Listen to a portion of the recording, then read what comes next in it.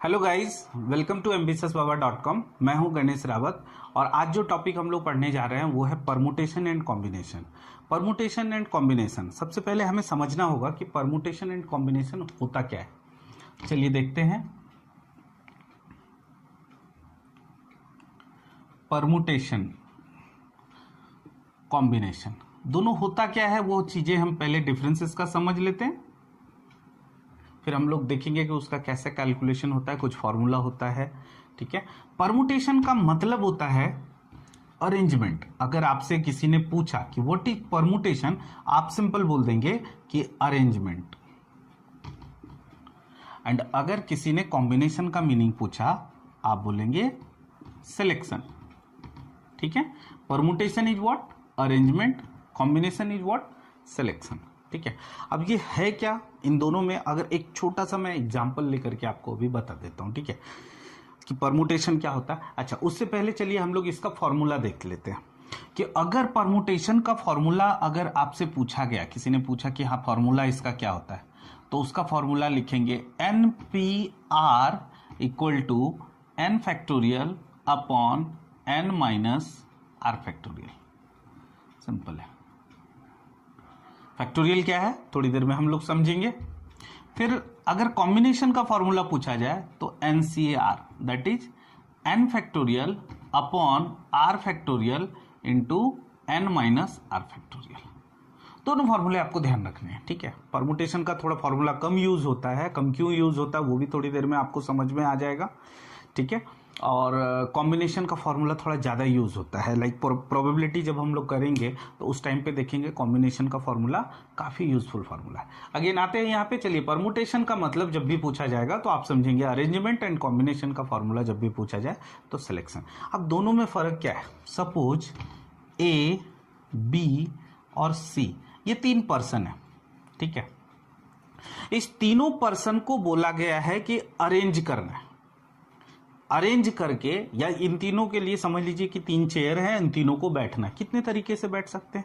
एक तो तरीका ये हो गया ABC, दूसरा तरीका हो सकता है ACB, तीसरा तरीका हो सकता है BAC, चौथा तरीका हो सकता है BCA, पांचवा तरीका हो सकता है CAB और छठा तरीका हो सकता है CBA, है ना।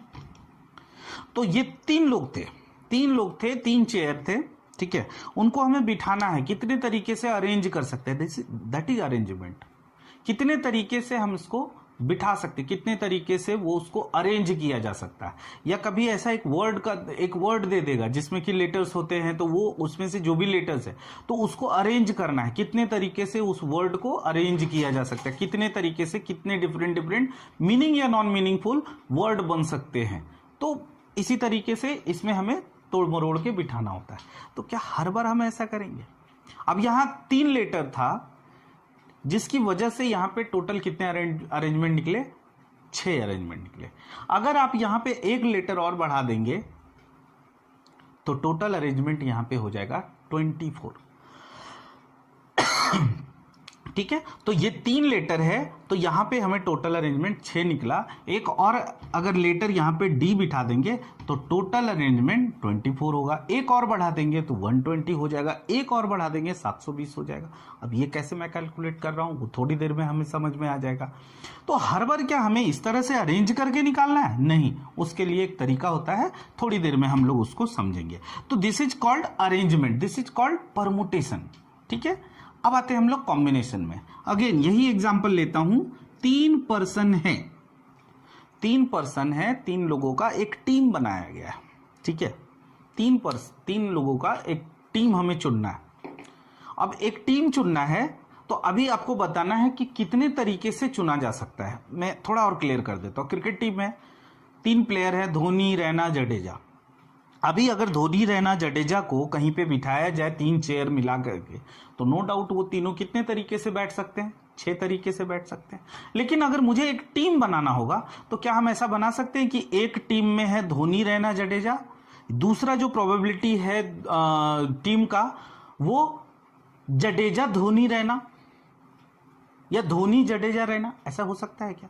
नहीं हो सकता ना, क्योंकि धोनी, रैना, जडेजा और धोनी, जडेजा, रैना सब एक ही टीम है।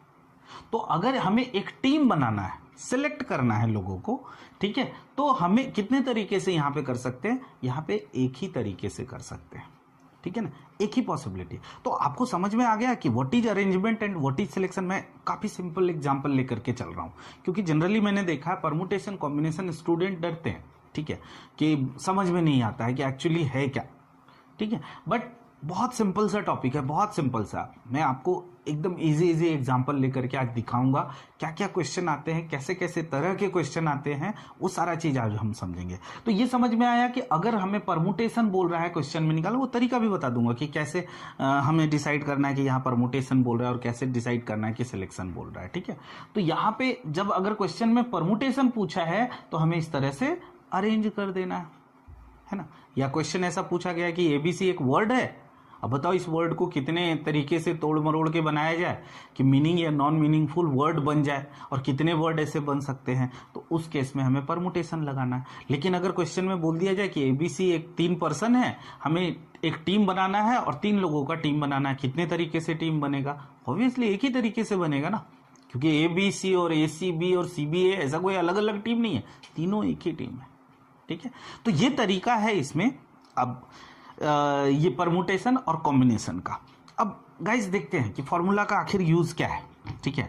फॉर्मूला का यूज वही है जो मैंने अभी बताया कि एक लेटर और अगर आपने इसमें बढ़ा दिया ना, एक लेटर अगर आपने और इसको बढ़ा दिया तो ये जो अरेंजमेंट है ना वो टोटल 24 हो जाएंगे, ठीक है।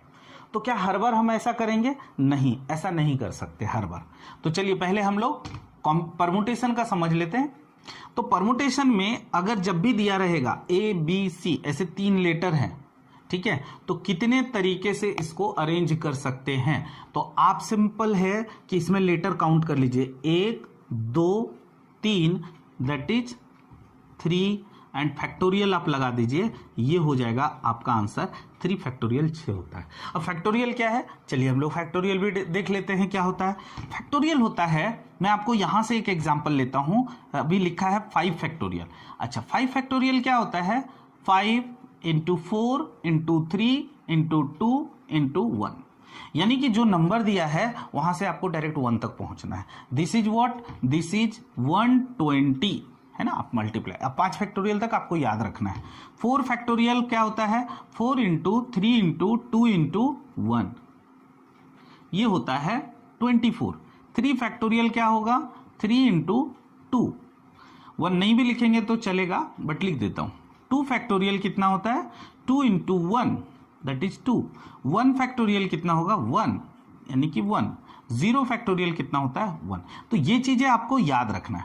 अब इसी से एक चीज निकलता है गाइस, अगर हमने 6 फैक्टोरियल लिखा तो क्या हो जाएगा?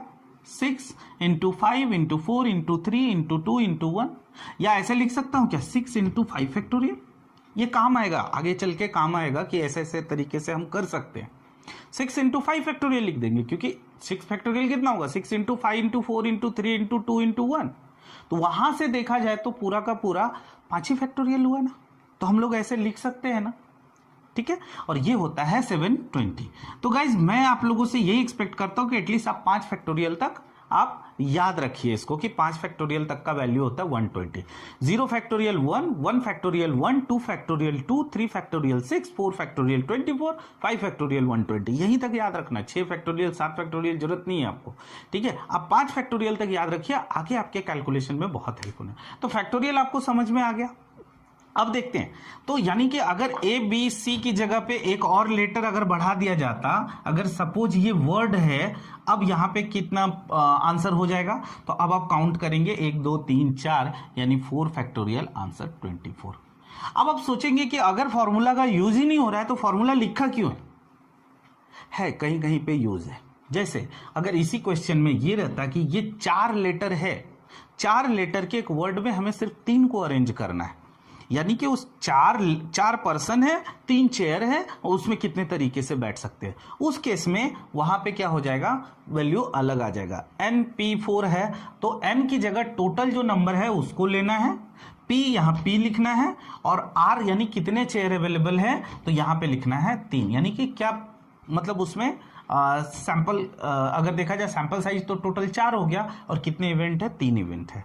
ठीक है, तो 4p3 तो हम लोग वहां पे क्या लिखेंगे, n फैक्टोरियल यानी 4 फैक्टोरियल और n माइनस r यानी 4 माइनस 3 दैट इज 1 यानी कि 4 फैक्टोरियल। इसमें भी आंसर कितना आ जाएगा, 24 आ जाएगा। इसमें भी आंसर लकीली 24 ही आ रहा है। और अगर हम np4 अगर हमें 4 पर्सन है और 4 चेयर है उसमें भी अगर आप लेते हैं तो भी आंसर वही आ रहा है। हालांकि फॉर्मूला 4 फैक्टोरियल और वहां पे लिखेंगे 4 minus 4 that is 0 factorial. 0 factorial मैंने आपको बताया था कितना होता है, 1 होता है, यानी कि 24 यहाँ पे भी आंसर आ रहा है। हालांकि इसका भी आंसर 24 ही आएगा, लेकिन कहीं कहीं पे फर्क पड़ जाता है। सपोज 5 लेटर है, 6 लेटर है, ठीक है, उसमें 3 ही लोगों को अरेंज करना है, 2 ही लोग, तो वहां पे आंसर आपको डिफरेंट आएगा। तो फॉर्मूला ऐसे यूज किया जाता है। तो जब भी आप ये फॉर्मूला यूज करेंगे, उतना ही लेटर है और उतने लोगों को ही अरेंज करने के लिए उसमें बोला जा रहा है, तो आप ज़्यादा फॉर्मूला मत लगाइए। मैं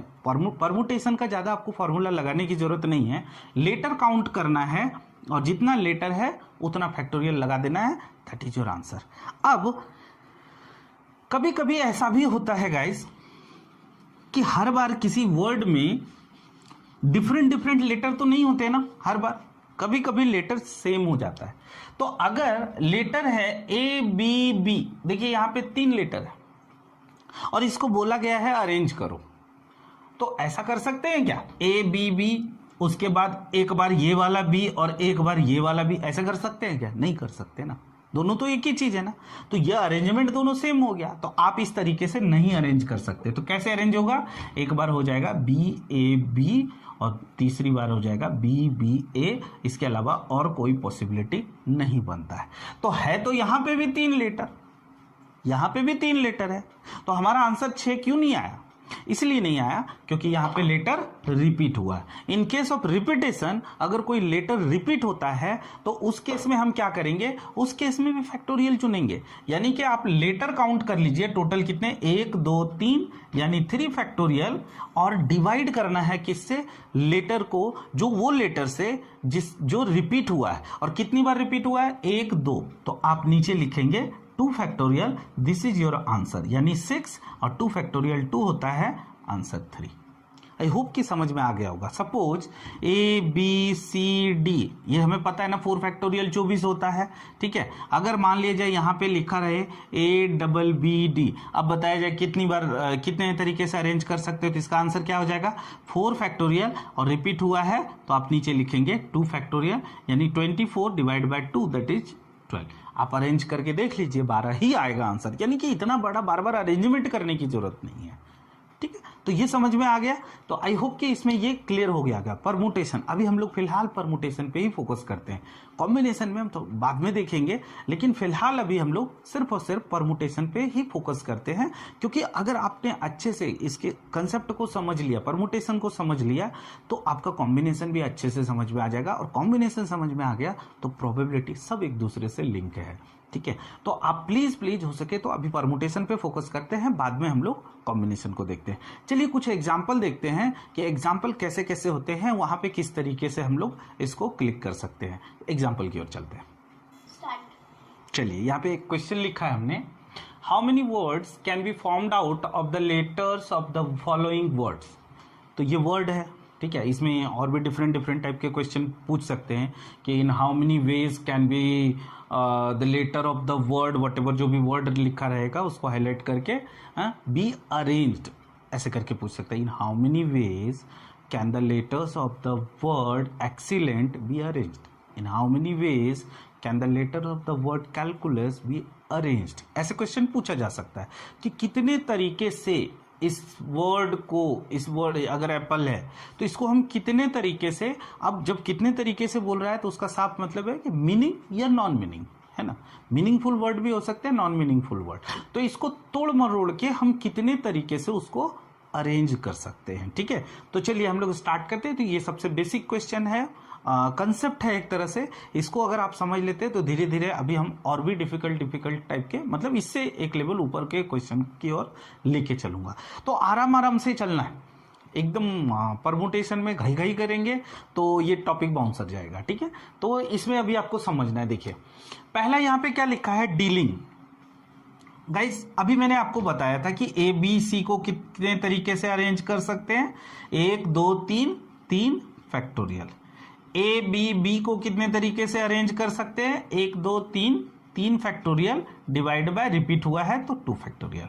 ठीक है ना, ये ध्यान है ना, यानी कि इसका आंसर 6 और इसका आंसर 3। अब इसी तरीके से पहला वर्ड क्या है, डीलिंग, पहला का आंसर देखते हैं। तो हमें क्या करना है इसमें, 1 2 3 4 5 6 7, आंख मूंद के लिखिए 7 फैक्टोरियल। अब चेक कीजिए कि कोई रिपीट हुआ है क्या, इसमें कहीं पे भी नहीं हुआ रिपीट। तो this is your answer, 7 into 6 into 5 factorial. आगे नहीं चलना है, और 5 फैक्टोरियल हमें पता है ना कितना होता है, 120। ये कितना हो गया, 720। तो आंसर आपका क्या हो जाएगा, 5040। This is your answer. ठीक है, तो यही आंसर है, इसमें ज्यादा कुछ दिमाग नहीं लगाना है। आगे चलते हैं, अभी नेक्स्ट क्वेश्चन में देखते हैं कुछ अलग होता है क्या। चलिए, तो क्वेश्चन नंबर 1 का आंसर है 5040। क्वेश्चन और देखते हैं, excellent. Question number 2, excellent, LLENT, है ना। अब यहां पे लेटर काउंट करते, 1 2 3 4 5 6 7 8 9, आंख मूंद के लिखिए 9 फैक्टोरियल, है ना। लेटर मैंने सही काउंट किया, यस 9 फैक्टोरियल।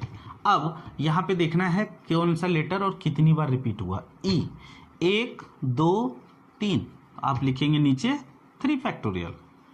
और कोई रिपीट हुआ है, एल कितनी बार हुआ है, 2, तो इंटू 2 फैक्टोरियल। आई होप कि अब समझ में आ गया होगा कि हम एक्चुअली इसमें करते क्या है। ठीक है ना, परमुटेशन में करते क्या है। अब 9 फैक्टोरियल है गाइज, एक चीज ध्यान रखिएगा, जो बड़ा वाला नंबर हो ना तो वहां तक आप पहले 9 को खींच लीजिए। 9 इंटू, यानी तो ऐसे भी कर सकते हैं, 9 इंटू 8 इंटू 7 इंटू 6 इंटू 5 हो जाएगा ना, 5। तो 5 फैक्टोरियल तक ही रख देते हैं, क्योंकि 5 फैक्टोरियल मतलब कर दिया, तो आगे 5 इंटू 4 इंटू 3 इंटू 2 इंटू 1 ऐसा चलेगा। नीचे क्या है, 3 फैक्टोरियल हमें पता है ना कितना होता है, 6, एंड 2 फैक्टोरियल कितना होता है, 2। ठीक है, तो 6 से 6 हम कैंसिल कर देते हैं, 2 से ये 4 हो जाएगा, और 5 फैक्टोरियल का मतलब कितना हो जाएगा, 120। 9 इंटू 4 करे क्या, चलिए बाद में देखेंगे। 4 इंटू 7 इंटू 120, ये हमारा आंसर है। तो अब देखते हैं आंसर कैसे निकालेंगे, 840 इंटू 4 इंटू 9। ठीक है, 840 को 4 से मल्टीप्लाई करेंगे तो कितना आ जाएगा, 0 4 4 जो 16, 3360 इंटू 9। अब इसको मल्टीप्लाई कीजिए, आंसर आपका ready.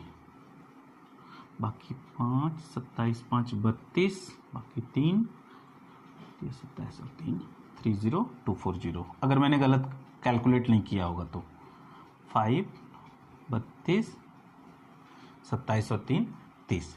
This is our answer, question number 2 का। एक्सीलेंट, 30240, है ना। तो ये आंसर हो जाएगा एक्सीलेंट का। नेक्स्ट क्वेश्चन की ओर चले हम लोग, चलिए। तो समझ में आ रहा है ना क्या करना है, सारे लेटर काउंट करना है, और जो रिपीट हुआ है उसको नीचे फैक्टोरियल में लिखना है। एक से ज्यादा है तो इनटू मल्टीप्लाई करके वो लिखना है। नेक्स्ट चलते हैं, एप्पल। एप्पल तो मेरे ख्याल से बिना पेज पेन का आप लोग कैलकुलेट कर लिए होंगे, मन में ही कैलकुलेट कर लिए होंगे ना। कितना है टोटल, 5 फैक्टोरियल कितना होता है, 120। रिपीट हुआ है क्या, यस, पी रिपीट हुआ है कितना, 2 फैक्टोरियल, यानी आधा कर देना है उसको, 60 आंसर हो जाएगा। चलिए देखते हैं कैसे। APPLE विदाउट पेज पेन करने का है ये क्वेश्चन। 3 और 2 5, 5 फैक्टोरियल, कुछ रिपीट हुआ है, यस रिपीट हुआ है, 2 फैक्टोरियल। 5 फैक्टोरियल 120, 2 फैक्टोरियल 2 होता है 60 इज योर आंसर। कितना सिंपल था। ठीक है, चलिए नेक्स्ट क्वेश्चन की ओर चलते हैं, यानी क्वेश्चन नंबर 4। क्वेश्चन नंबर 4 में क्या लिखा है, इलाहाबाद। अच्छे से इसको देखना है, ALLAHABAT,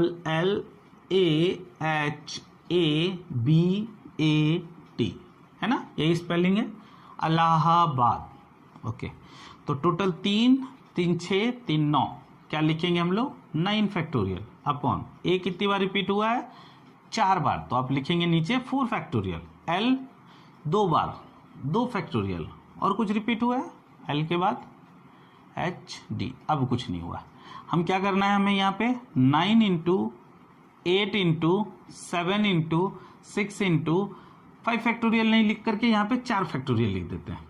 क्यों लिखेंगे, क्योंकि नीचे भी तो एक 4 फैक्टोरियल है ना, तो वो डायरेक्ट उसको कट कर सकते हैं। तो 4 फैक्टोरियल का मर्डर हो गया। अब यहाँ पे क्या करें हम लोग, यहाँ पे 4 हो जाएगा, ठीक है। अब लेते हैं 9 इंटू 4 इंटू 5, उधर 20 रखते हैं, इंटू 7 इंटू 6, तो ये कितना हो जाएगा, ये हो जाएगा 42 का डबल कितना हो जाएगा 840, है ना। 42 का 84 होता है, और 20 इंटू 42 यही हो जाएगा 840। आंसर हो जाएगा 7560। तो इलाहाबाद का आंसर है 7560, करेक्ट।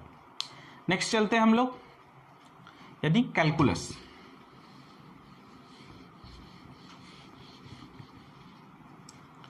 Question number 5, calculus.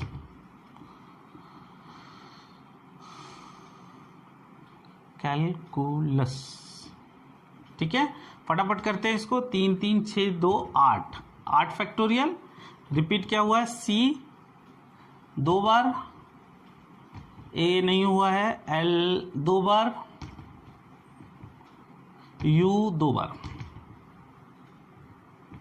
ठीक है।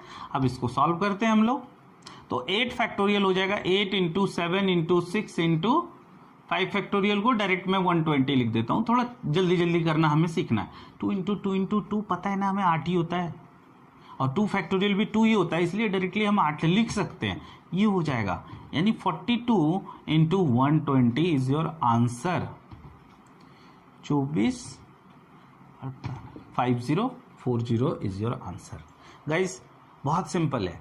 अब आपको क्या करना है, अभी या तो सेशन खत्म होने के बाद आप अपना नाम लिखिए एंड अपने नाम को देखिए कितने तरीके से हम उसको अरेंज कर सकते हैं, ठीक है। तो ये इससे क्या हो जाएगा, जो बेसिक है परमुटेशन का वो समझ में आ जाएगा। अब थोड़ा सा इससे हम लोग एक डिफिकल्ट टाइप के क्वेश्चन में चलते हैं। बहुत डिफिकल्ट नहीं है, बट हाँ थोड़ा कुछ अलग तरीके के क्वेश्चन में चलते हैं जो कहीं ना कहीं इसी से रिलेटेड है। चलिए नेक्स्ट क्वेश्चन की ओर। ओके, तो अभी देखिए यहाँ पे थोड़ा सा कुछ चेंज है, ज्यादा नहीं, वही क्वेश्चन है, लगभग वही क्वेश्चन है। आप समझिए इसको। इन how many different ways can the letters of the following word B arrange so that vowel always come together. तो यहाँ पे भी 4 वर्ड लिए हैं हमने, ठीक है। अलग अलग क्वेश्चन थे, हमने एक ही में इसको मिक्स कर दिया है, ठीक है। Question number 6 7 8 9। तो क्या है, इसमें बोला गया है कि ये जो वर्ड है, क्वेश्चन कहने का मतलब है इस वर्ड को हम कितने तरीके से अरेंज कर सकते हैं कि वॉवेल जो है, इसमें जो भी वॉवेल होंगे वो ऑलवेज कम टुगेदर, हर बार वॉवेल एक ही साथ आना चाहिए। थोड़ा अलग है ना क्वेश्चन, थोड़ा अलग है, ज्यादा नहीं है। तो चलिए मैं आपको एक एग्जांपल लेकर के एक क्वेश्चन लेकर चलता हूं। क्वेश्चन नंबर 6 में जो लिखा है वो क्या लिखा है, ऑप्टिकल। इसको अच्छे से समझिएगा। ऑप्टिकल में, अब ऑप्टिकल में वॉवेल कौन कौन सा है, O I A, है ना, बस यही 3 है। अब जो नॉन वोवेल है यानी कि कॉन्सोनेंट है वो कौन कौन से, P T C L, उसको एक साथ लिखिए, और जो वोवेल है उसको एक साथ लिखिए। अल्टीमेटली कह तो यही रहा है ना कि इसको एक साथ लिखना है, वो वोवेल है। अब गाइज आगे क्या करना है, इसमें ऐसा क्वेश्चन जब भी पूछा जाए कि वोवेल एक साथ रखें तो एक साथ इसको रखिए। अच्छा, एक साथ कैसे रखेंगे, अगर हमने, आप समझिए इस चीज को, ठीक है। इस OIA को हम एक ही लेटर कंसीडर कर लेते हैं, मान लेते हैं M हमने कंसीडर कर लिया, M, यानी कि इसको 3 लेटर नहीं एक ही लेटर कंसीडर कर रहा है, M। अब M का मतलब क्या है, OIA, M का मतलब है OIA। तो M देखिए जहां जहां जाएगा, अभी M को यहां पे भी लाएंगे तो मतलब तीनों एक साथ आ रहा है। M यहां आएगा तो एक साथ आया, M यहां पे आया एक साथ आया। तो इस वजह से तीनों को आप अलग अलग लेटर नहीं कंसीडर करके आपको क्या करना है, कि कोई एक लेटर कंसीडर कर लीजिएगा। तो ये तीनों मिला करके एक लेटर, अब एक लेटर इधर उधर गया तो मतलब क्या हो गया, एक साथ अरेंज हुआ है।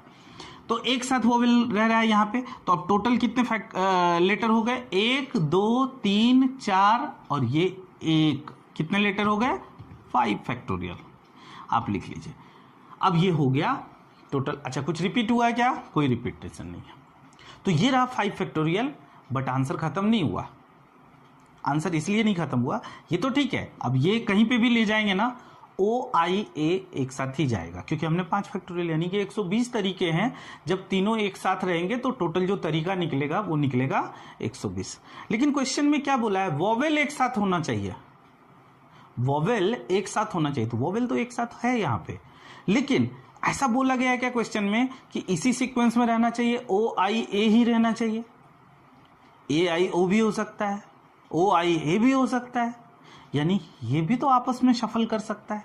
तो जब OIA अकेला एकदम ऐसा ही स्थिर रहे, M को जो हमने माना था M मतलब OIA, M रखा है आपने, तो नो डाउट कि ये 5 फैक्टोरियल 120 तरीके से, अगर क्वेश्चन में रहता है कि नहीं OIA ऐसे ही सीक्वेंस में होना चाहिए, तो फिर 120 करेक्ट आंसर है। लेकिन यहाँ पे बोला वोवेल एक साथ होना चाहिए, यानी कि अगर इसको उल्टा भी कर देते हैं, AIO भी करते हैं, तो भी वोवेल एक साथ है ना, यानी ये भी आपस में सफल हो सकता है। तो अभी ये कितने तरीके से हो सकता है? 1 2 3, यानी ये 3 फैक्टोरियल है ना, 3 बताया था ना ABC कितने तरीके से अरेंज हो सकते हैं, तो इतने फैक्टोरियल से ये अरेंज हो सकते हैं। तो दिस इज योर आंसर, यानी कि 120 इंटू 3 फैक्टोरियल, यानी कि 120 इंटू 6, ये रहा आपका आंसर। 720 तरीके से हम ऑप्टिकल को अरेंज कर सकते हैं। आई होप कि समझ में आ गया होगा। नेक्स्ट क्वेश्चन की तरफ चलते हैं, देखते हैं हम लोग कि आगे ये सब क्वेश्चन कैसे बनते हैं। मैथमेटिक्स, MATHEMATICS, ठीक है। अब जो इसमें वोवेल है उसको एक साथ रखना है, जो कॉन्सोनेंट है उसको एक साथ रखते हैं। तो वोवेल क्या क्या है? A है, E है, A है, I है, बस ना, और कुछ नहीं है। और जो कॉन्सोनेंट है M है, T H M T C S। अब वोवेल क्या क्या है? A E फिर A I, ठीक है। अब काउंट करते, 1 2 3 4 5 6 7 और ये 1 8। तो अपना आंसर हो जाएगा 8 फैक्टोरियल इंटू 1 2 3 4 फैक्टोरियल। बट ध्यान रखिए यहाँ पे रिपीट हुआ है कुछ चीजें, तो क्या हो जाएगा? 1 2 यानी 2 फैक्टोरियल इंटू T भी रिपीट है तो 2 फैक्टोरियल बस, और यहाँ पे भी रिपीट है तो 2 फैक्टोरियल। तो अपना आंसर क्या हो जाएगा? 8 into 7 into 6 into 120 into 4 factorial, हमें पता है कितना होता है? 24 होता है, ठीक है ना। अब यहाँ पे 2 नीचे 8 आ गया, तो ये कितना हो जाएगा आंसर?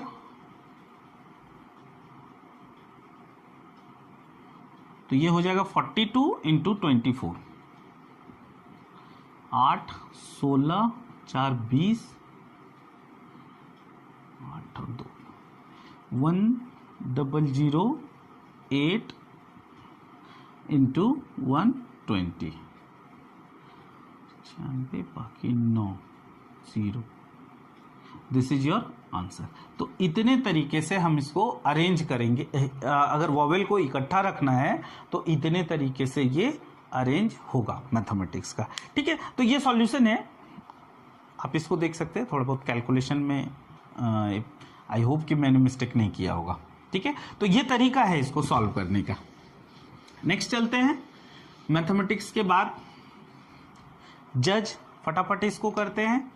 क्वेश्चन नंबर 8, जज, JUDGE। तो ये तो बहुत सिंपल है, JDG लिखना है यहाँ पे, UE। तो ये कितना हो जाएगा? 3 और 4 फैक्टोरियल इंटू 2 फैक्टोरियल, है ना, 2 ही है, कोई रिपीट नहीं हुआ है तो कुछ मतलब ही नहीं। 24 इंटू 4 दैट इज 96 आंसर, ठीक है। Next last one, failure, FAILURE, failure. कितने हैं पहले लिख लेते, F 1 2 3 4, FLR AIUE 1 2 3 और 1 4, 4 फैक्टोरियल इंटू 1 2 3 4, कोई रिपीट नहीं हुआ है ना, नहीं हुआ है, है ना, 4 फैक्टोरियल। तो ये हो जाएगा 24 इंटू 24, 24 का स्क्वायर कितना हो जाता है 576। This is your answer. तो इस तरीके से बनता है, ठीक है। कुछ और दूसरे, अभी आई होप कि ये समझ में आ गया होगा कि वॉवेल को एक साथ रखने के बाद कैसे इस क्वेश्चन को बनाया जाता है। कुछ और क्वेश्चन की ओर चलते हैं। चलिए हम लोग देखते हैं, कुछ और क्वेश्चन है, लगभग वैसा ही क्वेश्चन है, ठीक है। अभी क्वेश्चन नंबर 10 में बोला how many words can be formed out of the letters of the word education such that vowels is occupied the odd position only, है ना। तो ऑड पोजीशन, तो एजुकेशन में वर्ड क्या है, एजुकेशन। अच्छा, इसमें क्वेश्चन ये बोला है कि इसको कितने तरीके से अरेंज कर सकते हैं कि वॉवेल जो है सिर्फ ऑड पोजीशन पे हो। तो टोटल कितने लेटर है 9। एक काम करते हैं, इसको 9 पोजीशन ले लेते हैं, 4 5 6 7 8 9। वॉवेल बोला है ऑड पोजीशन पे, तो रख दीजिए ना ऑड पोजीशन पे, 1 2 3 4 5 रख देते हैं, ई यू ए आई ओ, है ना, ऐसे ही आएगा, ऑड पोजीशन पे आ रहा है ना। ओके, तो ये ऑड पोजीशन पे हमने रख दिया। अगेन गाइज, वॉवेल बोला है ऑड पोजीशन पे रखने में, इसी सीक्वेंस में रखना है ऐसा नहीं बोला है। आप ऐसे भी रख सकते थे ना, ए आई ई ओ यू, ऐसे भी रख सकते थे, लेकिन यहां पे बोला है कि वॉवेल को रखना है, तो आपको किसी भी तरीके से तो इट मीन्स हम इस पांचों को ही अगर सिर्फ शफल करने की बात हो तो सिर्फ पांचों ही कितने तरीके से अरेंज हो सकता है 5 फैक्टोरियल, ठीक है। अब बचा क्या, 4 लेटर बचे, कौन कौन सा, डी सी जो कॉन्सोनेंट है, टी और एन। अब ये 4 बचे, तो इनटू, अब ये 4 भी तो शफल हो सकते हैं ना, तो ये 4, तो आप लिखेंगे answer 4 factorial. This is your answer 120 into 4 यानी कि 24, 4 फैक्टोरियल 24 होता है, 48 दिस 0 24 और 4 28। This is your answer. बहुत सिंपल था इसमें, है ना। एजुकेशन में इसमें अगर देखा जाए तो क्या बोला कि ऑड पोजीशन पे वॉवेल आना चाहिए, तो वॉवेल को आप सेलेक्ट कीजिए, ऑड पोजीशन पे डाल दीजिए, एंड जितने लेटर है उतना फैक्टोरियल आपको मल्टीप्लाई कर देना है। कॉन्सोनेंट है उसको इवन पोजीशन पे डाल दीजिए, एंड जितना लेटर है उतना फैक्टोरियल इज योर आंसर, ठीक है ना। तो इसको मल्टीप्लाई कर देंगे, आंसर बहुत डिफिकल्ट नहीं है। हम लोग एक्चुअली इसका ज़्यादा प्रैक्टिस नहीं करते हैं, ज़्यादा इससे दूसरे टॉपिक से भी रिलेटेड नहीं है, जिसकी वजह से ये टॉपिक हमें डिफिकल्ट लगता है, बट काफ़ी सिंपल है। Next 11 number, the number of arrangement in which the letters of the word Monday be arrange so that the word does formed begin with M, यानी मंडे जो है एम से start होना चाहिए। क्वेश्चन देखिए ध्यान से, मंडे एम से स्टार्ट होना चाहिए, जो वर्ड है इसको हम कितना भी तोड़ मरोड़ करें लेकिन स्टार्ट इसको एम से ही चाहिए, and do not and with an, यानी लास्ट में एन नहीं चाहिए। यानी कि गाइस कहना क्या है, अगर ऐसा कुछ नहीं रहता, कंडीशन नहीं डालता, इसका सीधा मतलब है कि 6 है, 6 फैक्टोरियल इज योर आंसर। लेकिन यहाँ पे कंडीशन दिया है कि स्टार्टिंग में एम ही होना चाहिए, और कितने लेटर है 6 है ना, 3 4, और यहाँ एन नहीं होना चाहिए, बाकी कुछ और हो जाए। तो चलिए एक काम करते हैं, एम को यहाँ फिक्स रखते हैं। अब एम तो फिक्स हो गया ना, बचे कितने 1 2 3 4 5, तो क्या हो जाएगा इसका 5 फैक्टोरियल। क्योंकि देखो एम अरेंज नहीं हो रहा है, इसलिए एम को मल्टीप्लाई करने की जरूरत नहीं है, उस पोजीशन को आपको मल्टीप्लाई नहीं करना है, तो ये हो जाएगा 5 फैक्टोरियल, यानी कि टोटल 120 तरीका हो जाएगा। लेकिन इस 120 में कुछ कुछ बार ऐसा भी आएगा जब एन लास्ट पोजीशन में रहेगा, एन लास्ट पे, तो हमें ढूंढना है कि वो ऐसे टोटल कितने हैं, और जितना भी रहेगा उसमें उसको माइनस कर देंगे। तो देखते हैं माइनस कितना करना पड़ेगा। एन हमने मान लिया कि लास्ट में है, मान लेते हैं, पहले ढूंढना है कि कितना है, तो एन हमने लास्ट में मान लिया कि एन है लास्ट में और एम है स्टार्ट में, बचा कितना 4, यानी कि टोटल 4 फैक्टोरियल ही ऐसा होगा, यानी 24 टाइम्स ऐसा होगा जब एन एंड में आएगा और एम स्टार्टिंग में आएगा। तो आंसर क्या हो जाएगा 120 माइनस 24 दैट इज 96, यही आंसर है इसका, ठीक है।